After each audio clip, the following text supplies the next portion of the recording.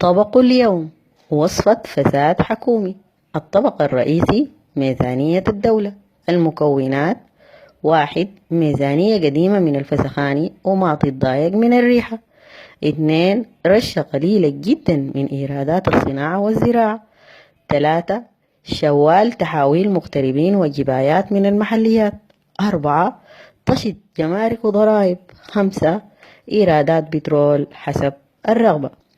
لإضافة نكهة من النصب الخاص في التراث الحكومي، وما أظن تتلاقي اليومين دي حاجة اسمها جمارك إنتاج. زمان لما تشتري دولاب وترفعه في البوكس يثبتوك في الشارع يد دفع يد دولاب، لكن لو فتشنا في سوق الحكومة أكيد بنلقى بديل لأنه ضروري.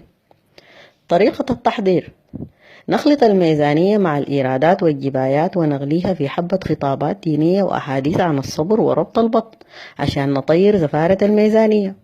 2. نقلبها في التلفزيون والجرايد على الجنبين لغاية ما كل المكونات تذوب في بعض وتختفي معالمها. 3. نخدها في الفرن لأطول فترة ممكنة لغاية ما الشعب ينساها، وقبل ما ريحتها تطلع نطلعها.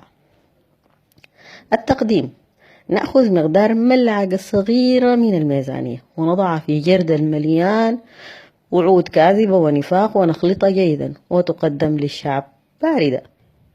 نضع باقي الكمية في صحون مرسوم عليها البرلمان وتقدم للحكومة ساخنة.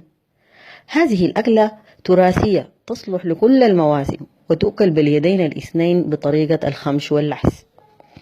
المقبلات: دمغة جريح، رسوم طريق، رسوم مطار، رسوم نفايات تترك النفايات للمواطن، حجب عمرة لرجال الدولة لمن استطاع إلى خزنة الدولة سبيلة، أراضي دولة، رسوم تعليم مجاني، وكتر الليمون والشطة. الحلو: برتقان مصري، عنب سوري، فراولة لبنانية، مانجا من دولة جنوب السودان، مكسرات إيرانية، ونحرص على عدم إضافة أي موز سوداني، بالإضافة للكيوي والكرز والتوت، ويكفي الشعب شرف التعرف عليها بدل كان آخره النبق والقنقليز. ثقافة يعني. عدد الأشخاص للوجبة: كل الوزراء والمناصب القيادية.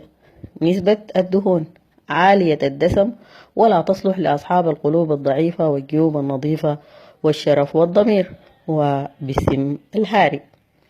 للمزيد من الوصفات مثل المال العام المفروم، المنظمات الخيرية الوهمية، صندوق دعم الشريعة، بس نفسي أعرف الشريعة شالت القروش دي كلها عملت بها شنو. كل هذه الوصفات وأكثر تجدوها على الرابط التالي www.hukumatasudan.com. Thank you.